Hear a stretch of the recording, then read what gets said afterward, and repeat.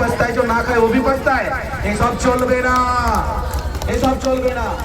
আমি তৃণমূল কংগ্রেসের যদি কোনো শ্রোতা আছেন, এখানে বন্ধু আছেন, যদি কেউ এখানে ক্যাডার আছেন, যদি কেউ কর্মী আছেন, আপনি আমার কাছে আসুন, আপনি আমার সঙ্গে তর্ক করুন। আমি তো তর্ক করতে চাই, আমি ডিবেট করতে চাই, সম্মানের সঙ্গে ডিবেট করতে চাই। তাই আমি তাদেরকে বলবো, মেয়েদেরকে ভুল বুঝাবেন না, আর মায়েদেরকে বলবো আপনারা ভুল বুঝবেন না। আপনাদেরকে ভাঙতে চেষ্টা করবে, আপনাদের মাথা খাওয়ার চেষ্টা করবে, আপনাদের মধ্যে অনেক ভাইরাস ঢুকিয়ে দেওয়ার চেষ্টা করবে, আপনার মাথার মধ্যে একটা বিষ ঢুকিয়ে দেওয়ার চেষ্টা করবে। এই বিষ এবং ভাইরাস মাথার মধ্যে আনবেন না ভাইরা। আমি আর বক্তব্য দীর্ঘায়িত করবো না। আপনারা সকলে মিলে 23 এপ্রিলে হাত চিহ্নে ভোট দেবেন। আমাকে আপনাদের সুখের দুঃখের সাথী হিসাবে রাখবেন। আপনারা আমাকে এমএলএ হিসেবে ভাববেন না। আমি যদি এমএলএ হই তাহলে আপনারা ভাববেন আপনার ঘরের ছেলে, আপনার নিজের ছেলে, আপনার নিজের ভাই,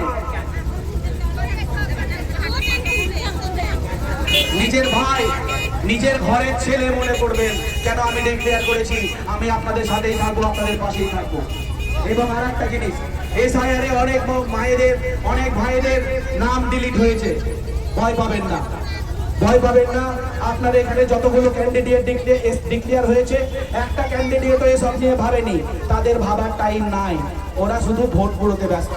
আর আমি যেরকম ভোটের ক্যাম্পেইন করছি, সেরকম মানুষের জন্য ভাবনা চিন্তা করছি এবং প্রতিদিন একটা একটা করে আমার পরিকল্পনা এবং প্রকল্পগুলোকে সামনের দিনে লঞ্চ করছি। আপনারা ভয় পাবেন না।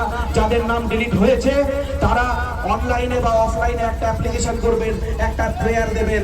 যদি অনলাইন অ্যাপ্লিকেশন করার পরে আপনার নামটা যদি উঠে গেল ভালো কথা, আর যদি নামটা না উঠলো তাহলে আমি ডিক্লেয়ার করেছি যে মুরারই বিধানসভা ভিত্তিক প্রত্যেকটা এরিয়া থেকে, টোটাল মুরারই বিধানসভাতে আপনাদের নাম ডিলিট হওয়া নামগুলো প্রপার কাগজ সহ আমি রেজিস্ট্রেশন করব আমার কাছে।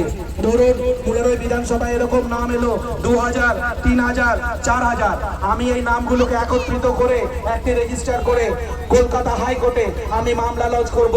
আপনাদের হয়ে আমি কলকাতা হাইকোর্টে লড়বো। আর এই লড়াইয়ের জন্য আপনাদেরকে একটিও পয়সা খরচা করতে হবে না, সমস্ত পয়সা খরচা আমি করব।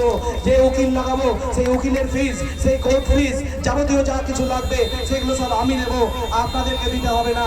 এই অঙ্গীকার আমি করেছি, এই প্রতিজ্ঞা আমি করেছি। আপনারা শুধু আমাকে দুহাত তুলে দোয়া করুন, দুহাত তুলে আশীর্বাদ করুন, যেন 23 এপ্রিল আপনারা আমাকে ভোট দিয়ে এমএলএ করে বিধানসভায় পাঠাতে পারেন। বন্ধু, বিধানসভায় পাঠালে আমি আপনাদের জন্য লড়তে পারবো। অনেকে প্রশ্ন করছেন, আর একটা কথা ক্লিয়ার করে দিই, অনেকে প্রশ্ন করছেন আপনি এমএলএ হলে লড়বেন আর এমএলএ না হলে লড়বেন না। তাহলে আপনাদেরকে একটা উদাহরণ দিই। আপনি সাঁতার কাটতে জানেন, আপনি সাঁতার কাটতে জানেন, মায়েরা জানে, ভাইরা জানে। এবার আপনাকে বলা হলো